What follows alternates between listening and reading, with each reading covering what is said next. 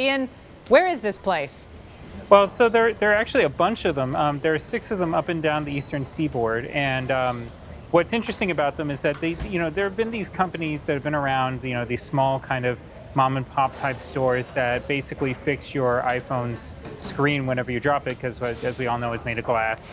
And they've been around for quite a while, but what happened is that this one caught at least my attention because it actually acts like a hospital. You walk in and there are people in scrubs, and they have a quote-unquote operating room and a triage center, and they kind of take this this idea of fixing your devices that are sick to a whole new level.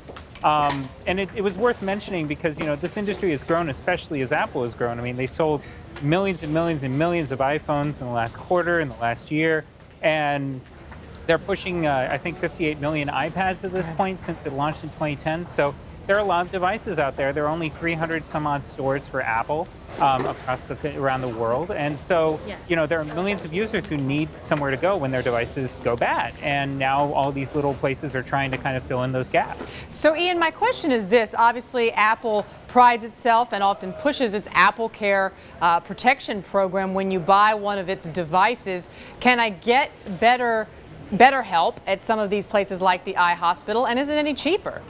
Well, it depends on how you look at it. So Apple has put out a new thing called Apple Care Plus, which will allow you to have basically 2 accidents with your device, dropping into the water or dropping it on the floor. And for a $49 fee on top of the amount you paid for the Apple Care, they'll basically replace the device. Outside of that, actually, these companies say they're a lot cheaper. If you were outside of your warranty, for example, with an iPhone 4S, a broken screen would cost you $200 with Apple, and with iHospital, for example, I think it's something on the order of $100.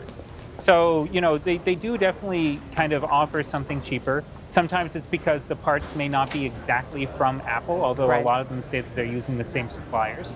And they also say that they're offering a lot more service. That's the other thing that's interesting here is, especially with iHospital and a couple of others, they actually try to educate their customers. They offer software support. They're trying to become full-fledged kind of technical support centers that are a little different from what used to be the computer store down the block, which was, everyone thought of it as kind of the nerd behind the desk with a bunch of cords sitting around everywhere.